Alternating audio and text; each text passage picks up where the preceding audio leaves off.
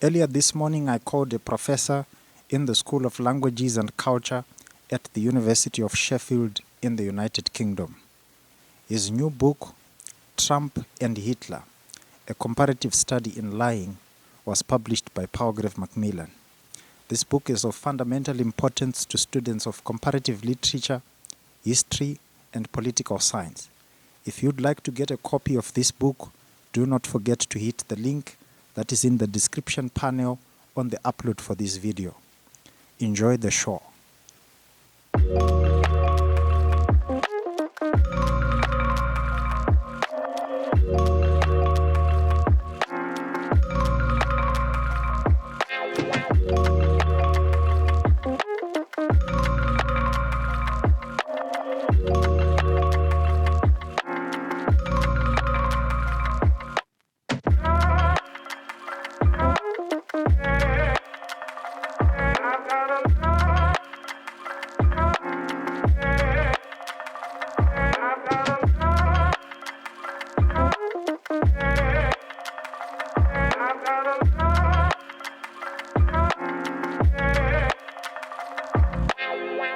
Professor de Berg, thank you so much. I'm happy to have you. It's very good to be here. That's great. That's great. I want the audience to get to know you first before we get to start to talk about this book. So I want you to tell us what you are currently working on in terms of research interests, the classes that you are teaching, and probably some of the publications that you have been doing right before this particular book. I was born in Holland, but I came to the UK in 1996 when I was 32 years old. I teach at the University of Sheffield, which is bang in the middle of the UK, but in the north of England. I studied at universities in Holland and Germany. I did an undergraduate degree in German studies and then a postgraduate degree, a PhD in comparative literature. And when I came to the United Kingdom, my teaching moved more and more away from literature and literary history towards cultural history and cultural theory, and then also German history and politics. And that's the kind of stuff that I've been teaching recently, cultural theory on the one hand. So I've got a final year BA course, for example, on modern German thought, but also German history and politics. I've got a second year BA course on National Socialism.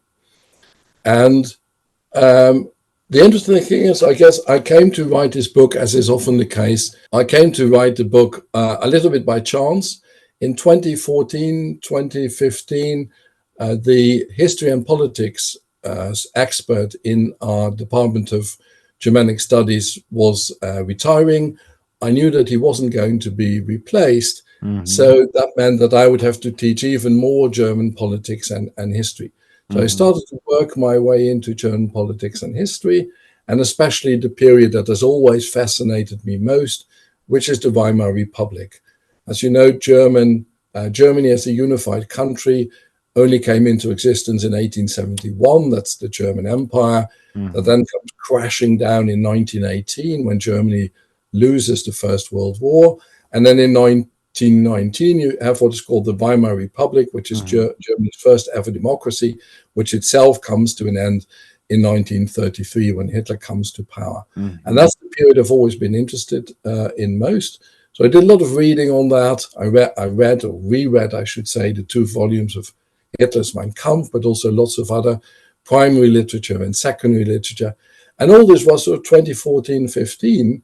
And then Trump announced in 2015 that he was running for president. Mm-hmm. And I was observing Trump, and I was seeing a number of what I thought were important and interesting parallels between Hitler's rhetorical strategies and Trump's rhetorical strategies, between Hitler's modus operandi and Trump's modus operandi. And that gave me the idea of the book.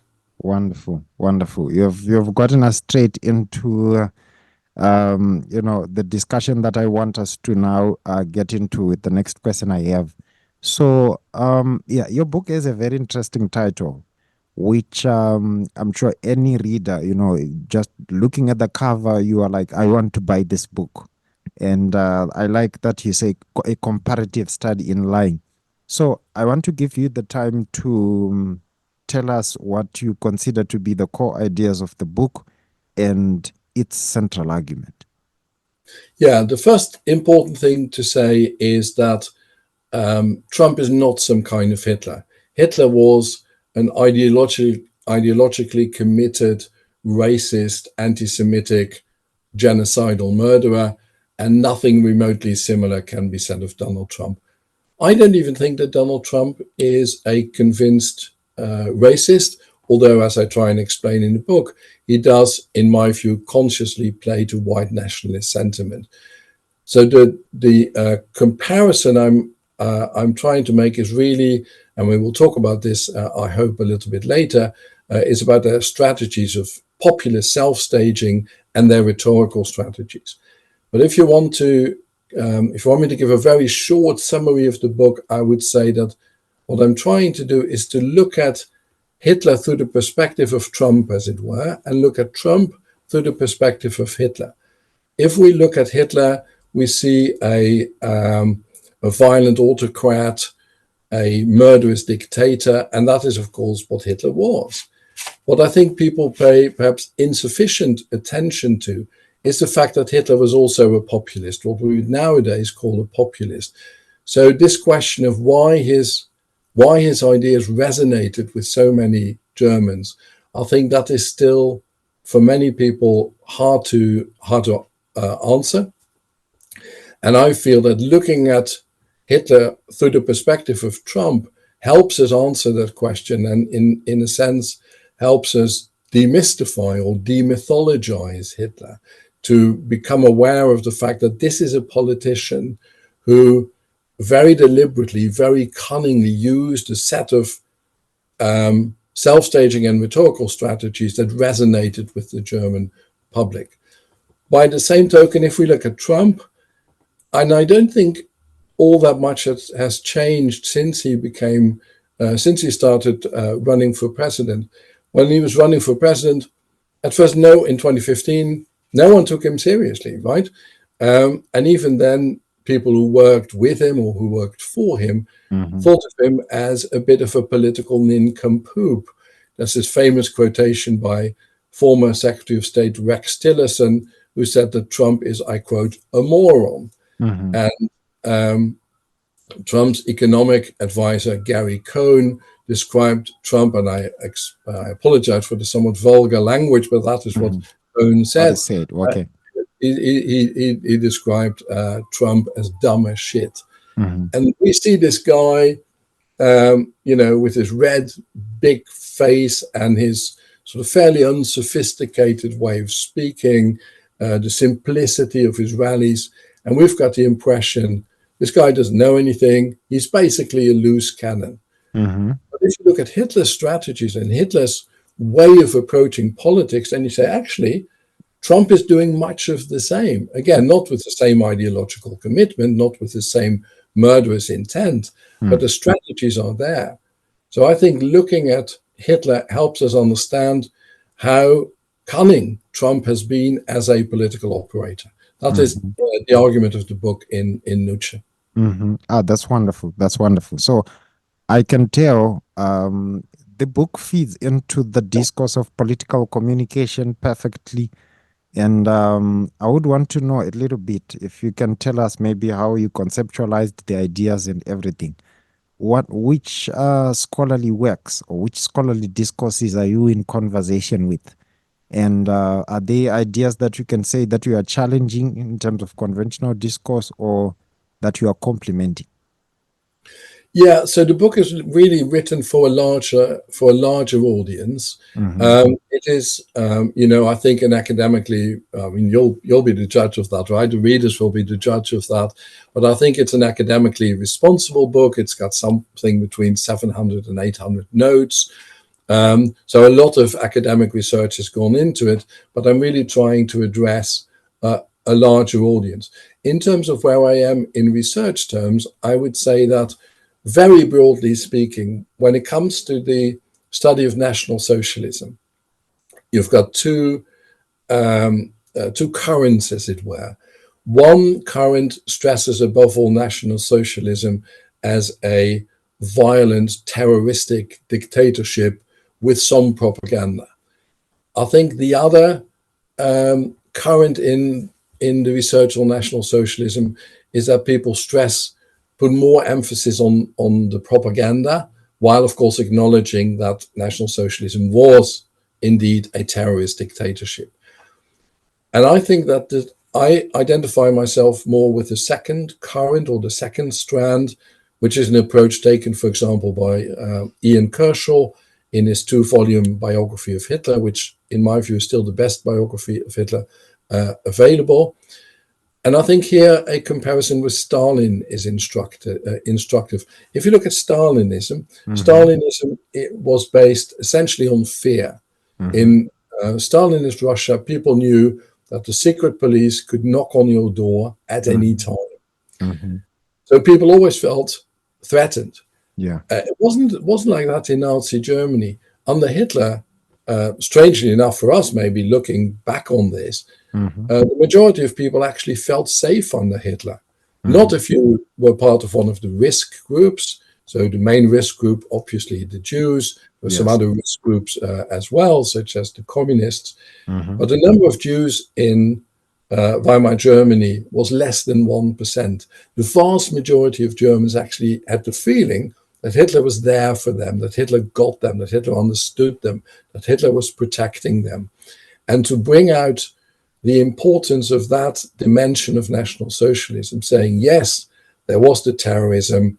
The moment Hitler came to power, certainly after 1934, when he got rid of parts of the SA during the so-called Night of the Long Knives, when Ernst Röhm, the leader of the SA, a potential competitor of Hitler, was killed by Hitler and others.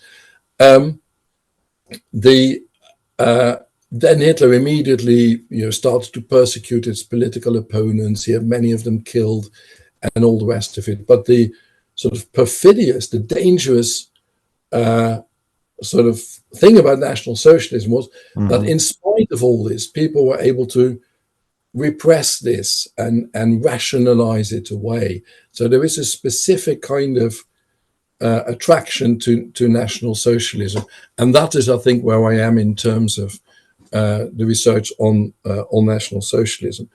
And I think more generally, when it comes to the audience at large, what I'm trying to do is when you look at what people write about Trump and Trump's so-called Nazi or Hitlerian in inverted commas dimension, they tend to focus on superficialities, or what I consider to be superficialities. When Trump, for example, describes his political opponents as vermin, or he says that undocumented immigrants are, quote unquote, poisoning the blood of our country. Most recently, there was this video that was posted on Trump's Truth Social, where there is talk of a, quote unquote, unified Reich. And a lot of the people, or most of the people, pretty much all of the people who look at Trump and ask the question, to what extent is Trump a fascist? They get stuck in this kind of in terminology. And I think one really has to go deeper and look at, as I said before, the rhetorical strategies, the ways of self-staging, and also the comparability of the historical contexts of Weimar Germany on the one hand and Nazi America today.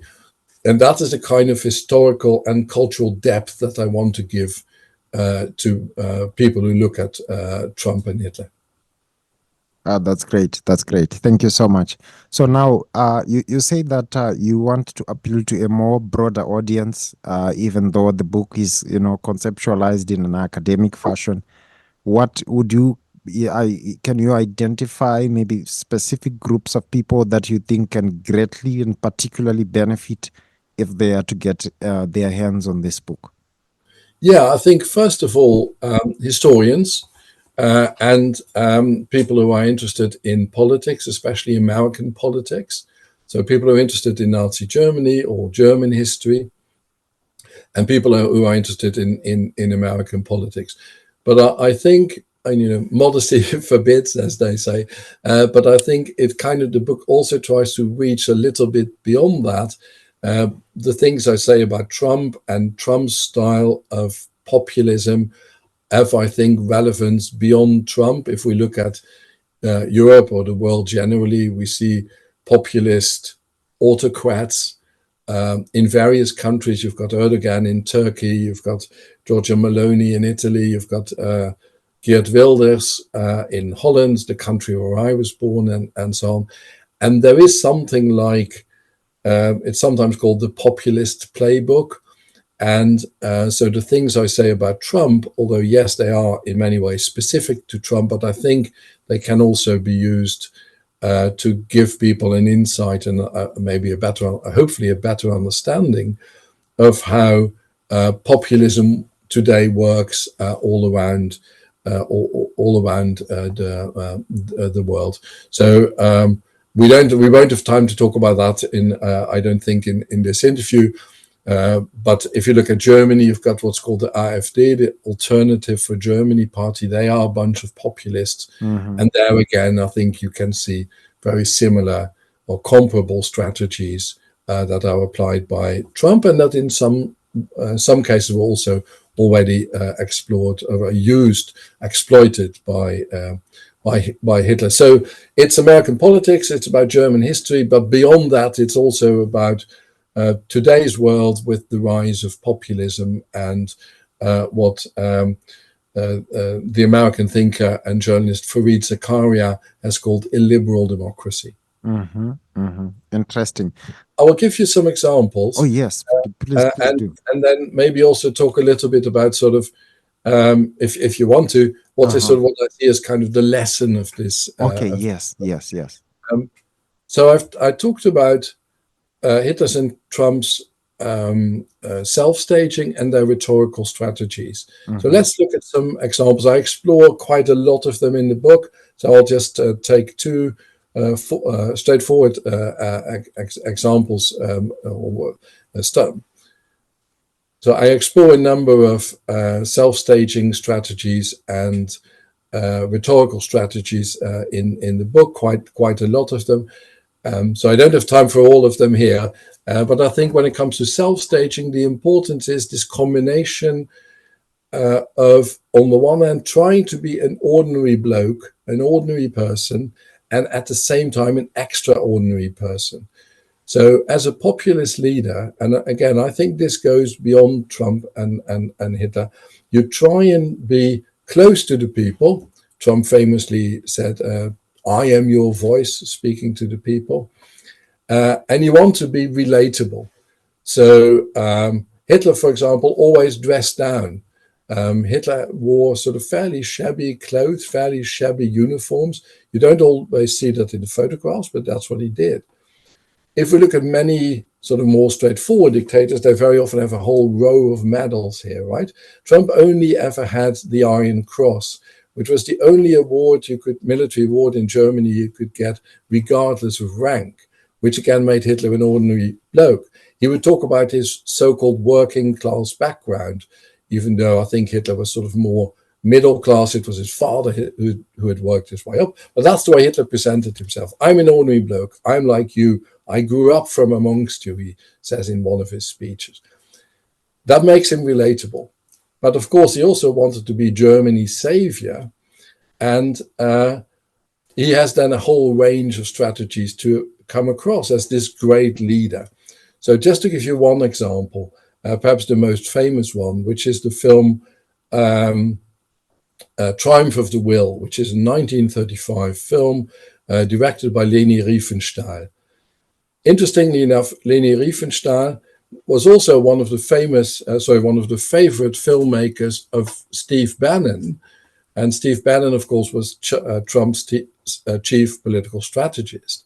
Leni Riefenstahl was also one of the favorite filmmakers of Roger Ailes, who was the founder of Fox News. Roger Ailes, of course, died a few years ago.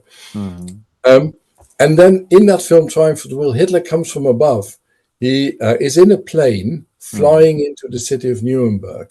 And we know power resides at the top and God is in heaven, right? And you see the plane descending, the plane casts a cruciform shape on the ground, onto sort of the faithful below. So Hitler comes as a savior from above. If we now move to Trump, now Trump couldn't sell himself as an ordinary bloke. He was too rich for that. Right? But he does try to come across as ordinary, for example, when it comes to his food. So he flaunted and still flaunts his predilection for junk food. Yes, I saw that. And interestingly enough, when he announces his candidacy for the presidency, normally people who do that, politicians who do that, they just walk straight up to the podium, right? Or they come up from one of the side wings. Trump again, he comes from above. He descends down from an escalator. Again, you know, the country's savior has arrived. Now, one of the other things that Trump does, and that Hitler did as well, and now we're moving to the rhetorical strategies, is he had this sort of normal, sometimes even vulgar way of speaking. Now, we think that most of the way Hitler speaks, the way Trump speaks, we think of that as being completely over the top, right? With all these extreme and extremist statements. But if you think about it, this is actually how most of us, pretty much all of us, speak when we are at home with our family or when we're in a restaurant, right? So we say things like, this new watch, just bought a new watch, the best decision ever. Now, one would hope that buying a new watch is not the best decision one has ever made in one's life, right? Oh, yes. There are important things, but that's the things we say. Or we say things like, my new boss, or the new head of faculty, he's worse than Stalin. Now, of course, that's not the case, but that is the way we talk. The Italian political scientist Marco Marini has called this the language of the home. And that is how Trump speaks. And that's also how Hitler speaks. So they come across as authentic. Whereas these other politicians, they come across as being, led by polling, listening to their advisors, always sort of speaking in a fairly sort of cautious way. And therefore, they tend not to come across as authentic. And just to give you one more example of how their rhetorical strategies work, again, when we look at the extremism, let's take what Hitler says about the Jews, right? Hitler says the Jews have to be removed from Germany. And that seems excessive, but it does but actually it creates a kind of interpretative openness because people, they took Trump seriously, but not literally. And the people who listened to Hitler, many of them also took Hitler seriously, but not literally. So they didn't think that Hitler was going to get rid of all the Jews. They thought something like, Hitler is right. Some Jews have too much power. Other more anti-Semitic Germans thought, we really have to do away with all the Jews. So there's a whole sort of continuum that runs from Hitler is talking about the Jews having too much influence. I agree with that. To Hitler is saying that we've got to get rid of all the Jews, and I agree with that. And that sort of continuum allowed Hitler to sort of hoover up many more, a whole range of people, right? So the so-called more, in inverted commas, moderate Germans and the more extremist Germans as well. Hitler, I keep confusing them. Trump kind of does the same. Trump says things like, I'm going to build, we've got way too many Mexican immigrants and they're coming over the border, they're bringing drugs, they're bringing crime, they're rapists. And then he adds and some of them, I assume, are good people. Now that's, a statement which is untrue. We know that most immigrants coming to the United States, statistically commit fewer crimes than people who are born in the United States. But people didn't take that literally. What they heard was Trump saying something like, immigration, and especially illegal immigration, is a big problem, and we've got to address this problem. So that's why why any of sort of statistical, empirical counter arguments to Trump never worked, because people didn't understand Trump in this way. They didn't take him literally. And I think Trump knew this really, really well and absolutely played to this. The extremist statements make Trump and Hitler look authentic, because that is, what loads and loads of people say. Mm-hmm. At home, and not on television, all the rest of it, but at home, and so we all make extremist statements, like, as I said, this watch, best decision ever. Mm-hmm. What Trump and Hitler said also resonated with people, because there was some implicit bias or even some racism directed against the Jews or against Mexican immigrants, but not all of them. Not all of the people who thought that were sort of out and out crazy racists. Some of them were, in inverted commas, merely implicitly biased against these groups. And what Trump and Hitler then do is that they first of all confirm people in their prejudices. And that feels much better than being lectured to, right? If someone tells you you're racist or you're stupid, then immediately you get angry, you don't want to listen to the politician anymore. So Trump and Hitler first confirm people in their prejudices, saying, say, in the case of Hitler, you think that some Jews have too much power. You're absolutely right. Mm-hmm. Then Hitler and Trump take the people way beyond that. And Hitler would say things, but I'm telling you that all the Jews are a problem. In fact, Jews are the problem. And the moment we solve this problem, then everything will be hunky-dory. And Trump kind of does the same, in my view anyway, with Mexican immigrants. He creates this interpretative openness so that he brings both the real racists and the people with merely, in inverted commas, implicit bias. He all brings them over to his side, but then he also tries to take them way beyond that.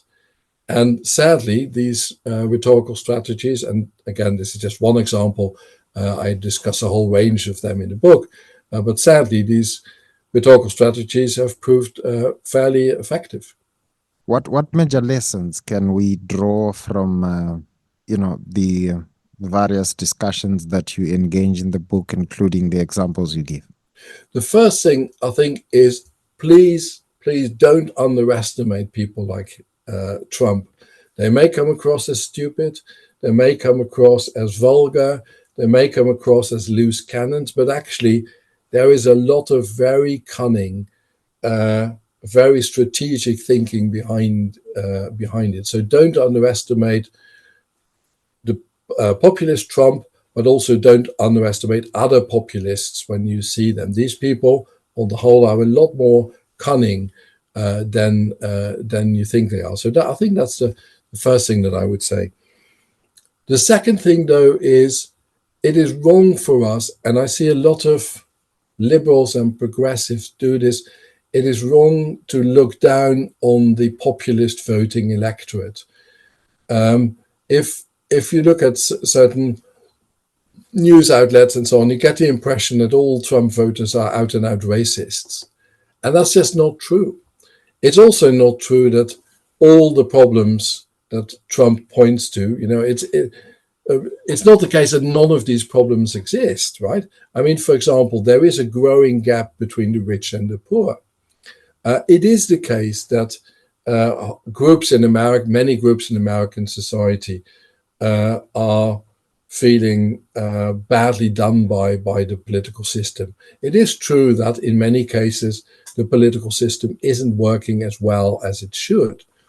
So the problem with Trump and Hitler is that they, in some cases, the first thing they do is they personalize what are really social structures, right? They scapegoat this. Instead of talking about social structures, they talk about groups of people, the Mexicans, Jews, and so on. So that is wrong.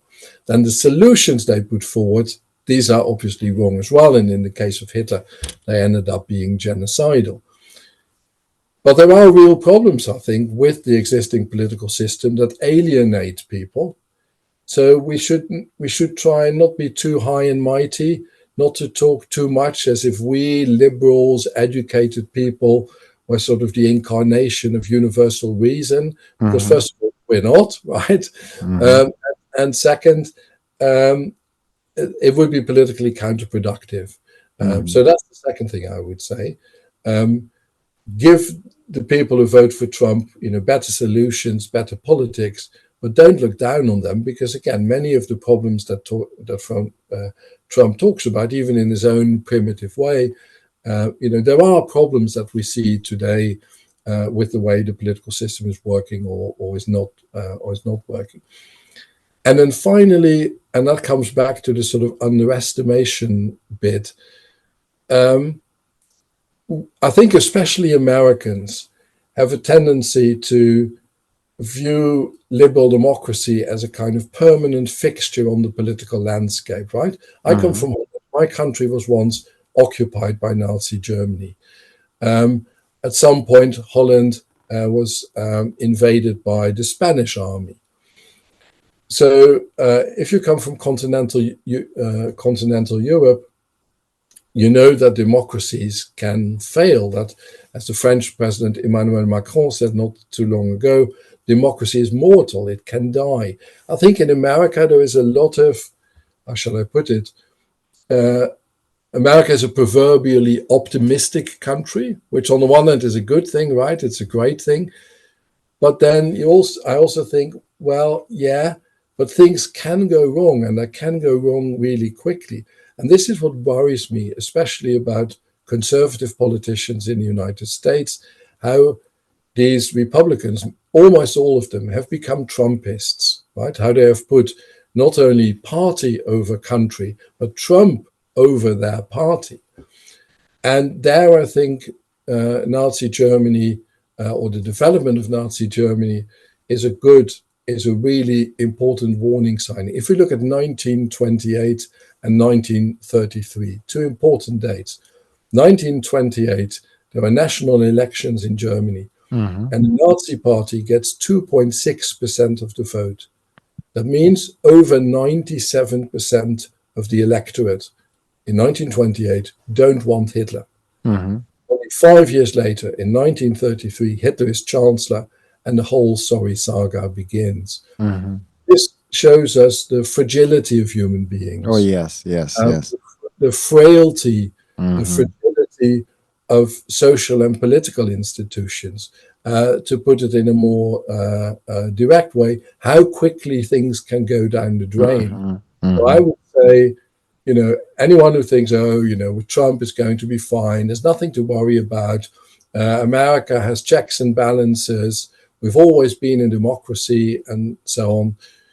Well, first of all, America hasn't always been, is still not a perfect democracy, and there's never been a perfect democracy. We, look at the legacy of slavery and the way Native Americans were treated and so on. Yes.